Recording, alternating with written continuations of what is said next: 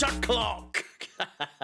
Hello and welcome to the review here of Chelsea's victory over Crystal Palace for the 13th consecutive Premier League game in a row, and of course the 14th consecutive game in all competitions as Chelsea come away with a 3-1 win to seal all 3 points. It's a game that no one really expected to win come the end of the game, and I did say a couple of times I was beating on the drum of the record that we have, and that this might have been the one that was the end of the streak, but unsurprisingly, now in hindsight, we continue the streak. Anto, I just want to say thank you very much for becoming a member of the channel. Massively, massively appreciated. I could have sworn you were a member already, but thank you. I do appreciate it. Again, I also called Gallagher scoring. I didn't expect him to score 2, but I'll take it. I'll take it. Still don't seem to be getting too many people too happy. It seems to annoy people more often than not when Gallagher does score. And the thing is, it's not like good performances are few and far between for Conor Gallagher. Doesn't score very often. These are the first 2 goals he's scored in quite some time, if I'm not mistaken. Well, apart from in the last game, but that was in the FA Cup. A fantastic performance from him, honestly. Just proving the haters wrong, says Sam. He is. He's doing everything right. He might be frustrating for some people to watch, but typically, I usually understand the hate that some people get. Like Mason Mount, I understand the frustration that he caused, or like there's like a bit of a divide. With this, I don't understand Conor Gallagher getting the hate that he gets. Again, with Mason Mount, I get it. He's an annoying little shit at times. He was. But at the same time, with Gallagher, he's so unproblematic. He makes mistakes here and there, but don't all the Chelsea players at the moment? I just don't understand what the criticism is, like the overwhelming criticism that he gets. It just seems a little harsh, considering he puts effort in game after game after game and has won for us a game that is otherwise really, really out of the realms of possibility in terms of it seemed like it was done. It seems like it was over.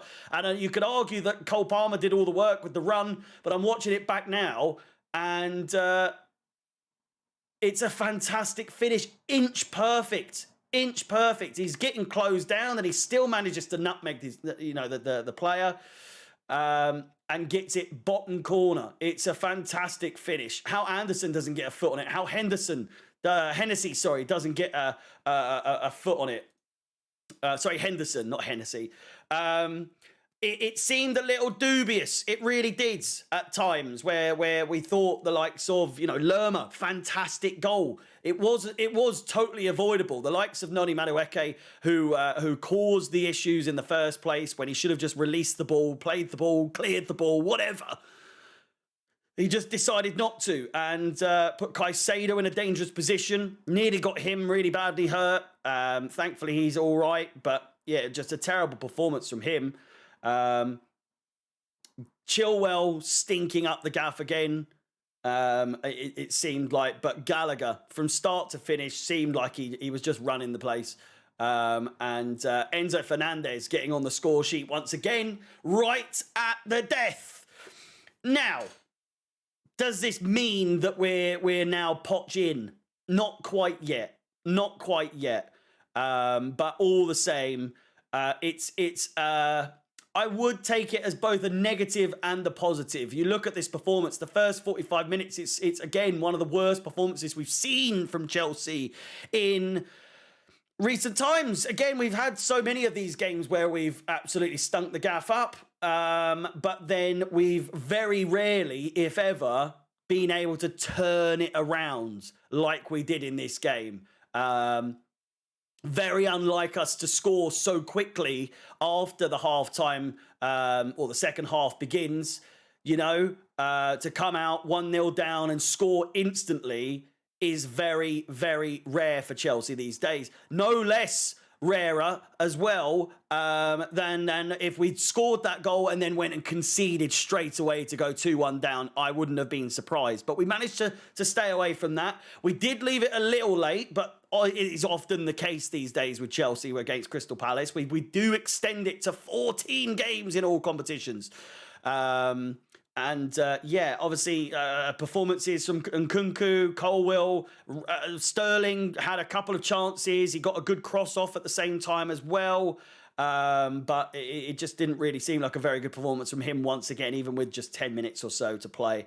Colwill, lucky not to really hurt himself at one point when he was defending against Mateta. Christopher Nkunku just didn't seem like he was getting into the game as much as he would like to. And who was it? Someone was saying, Moritz was saying that Nkunku was annoyed at the end because Enzo didn't pass him the ball, which I would take as a positive in the sense that as long as he celebrates, it's okay. But for him to have a little bit of a desire and passion to score and everything, it's no bad thing. Listen, overall, I'll take the 3 points. We're up to 10th place now.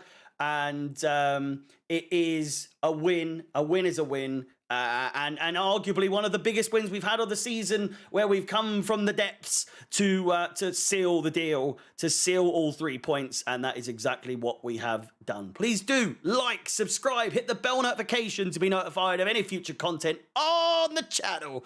Ladies and gentlemen, boys and girls, you know what time it is. It's 8 o'clock. Have a good evening, all the best, and I will see you Friday for a preview for the game against Man City on Saturday, and then after that, it's the Carabao Cup final. I love you all. See you later. Goodbye.